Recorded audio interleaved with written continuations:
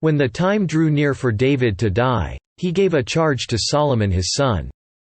"I am about to go the way of all the earth," he said. "So be strong, show yourself a man. And observe what the Lord your God requires, walk in his ways, and keep his decrees and commands, his laws and requirements, as written in the law of Moses. So that you may prosper in all you do and wherever you go. And that the Lord may keep his promise to me, if your descendants watch how they live, and if they walk faithfully before me with all their heart and soul. You will never fail to have a man on the throne of Israel. Now you yourself know what Joab son of Zeruiah did to me, what he did to the 2 commanders of Israel's armies, Abner son of Ner and Amasa son of Jether. He killed them, shedding their blood in peacetime as if in battle, and with that blood stained the belt around his waist and the sandals on his feet. Deal with him according to your wisdom, but do not let his gray head go down to the grave in peace. But show kindness to the sons of Barzillai of Gilead and let them be among those who eat at your table. They stood by me when I fled from your brother Absalom. And remember, you have with you Shimei son of Jerah, the Benjamite from Bahorim, who called down bitter curses on me the day I went to Mahanaim. When he came down to meet me at the Jordan, I swore to him by the Lord, I will not put you to death by the sword. But now, do not consider him innocent. You are a man of wisdom, you will know what to do to him. Bring his gray head down to the grave in blood." Then David rested with his fathers and was buried in the city of David. He had reigned 40 years over Israel, 7 years in Hebron and 33 in Jerusalem. So Solomon sat on the throne of his father David, and his rule was firmly established. Now Adonijah, the son of Haggith, went to Bathsheba, Solomon's mother. Bathsheba asked him, "Do you come peacefully?" He answered, "Yes, peacefully." Then he added, "I have something to say to you."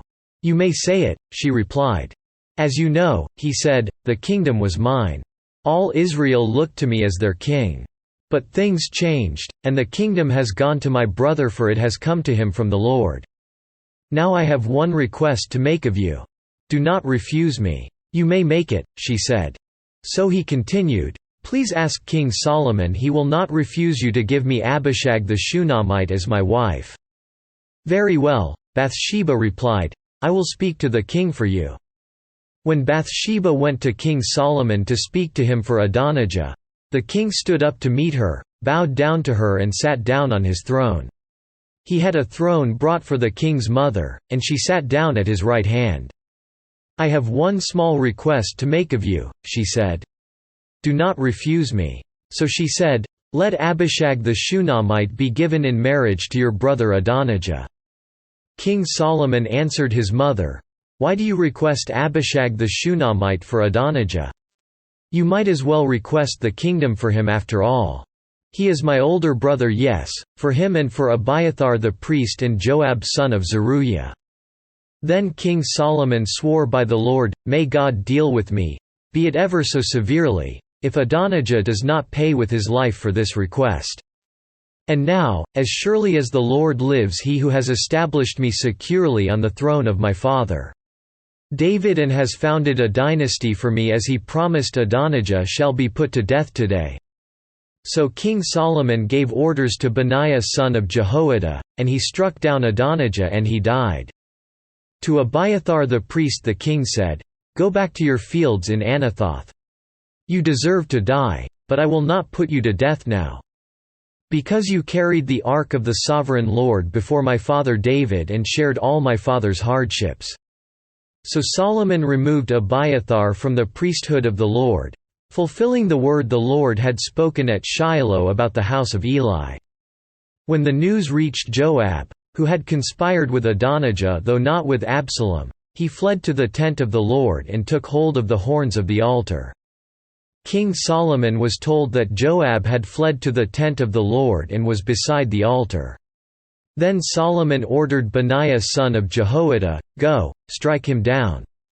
So Benaiah entered the tent of the Lord and said to Joab, "The king says, 'Come out.'" But he answered, "No, I will die here." Benaiah reported to the king, "This is how Joab answered me." Then the king commanded Benaiah, "Do as he says. Strike him down and bury him, and so clear me and my father's house of the guilt of the innocent blood that Joab shed. The Lord will repay him for the blood he shed, because without the knowledge of my father David he attacked 2 men and killed them with the sword. Both of them Abner son of Ner, commander of Israel's army, and Amasa son of Jether, commander of Judah's army were better men and more upright than he. May the guilt of their blood rest on the head of Joab and his descendants forever. But on David and his descendants, his house and his throne, may there be the Lord's peace forever." So Benaiah son of Jehoiada went up and struck down Joab and killed him, and he was buried on his own land in the desert. The king put Benaiah son of Jehoiada over the army in Joab's position and replaced Abiathar with Zadok the priest. Then the king sent for Shimei and said to him, "Build yourself a house in Jerusalem and live there, but do not go anywhere else. The day you leave and cross the Kidron Valley, you can be sure you will die, your blood will be on your own head." Shimei answered the king, "What you say is good. Your servant will do as my lord the king has said." And Shimei stayed in Jerusalem for a long time. But 3 years later, 2 of Shimei's slaves ran off to Achish son of Maacah, king of Gath, and Shimei was told, "Your slaves are in Gath." At this, he saddled his donkey and went to Achish at Gath in search of his slaves.